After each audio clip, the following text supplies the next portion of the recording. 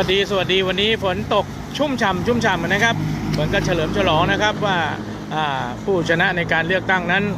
ต้องตั้งหน้าตั้งตาทำความดีกันต่อไปนะครับการเมืองเป็นเรื่องของผลประโยชน์ของประเทศชาตินะครับไม่ใช่ว่าผลประโยชน์ของตนนะครับดังนั้นคุณธรรมความดีคือความสำคัญในการใช้ชีวิตนะครับเรื่องวันนี้ครับคุยเรื่องดีกับโฟกัสสมัยพลัมขอให้พวกเราทุกคนนั้นเลิกอิจฉาตาร้อนกันนะครับ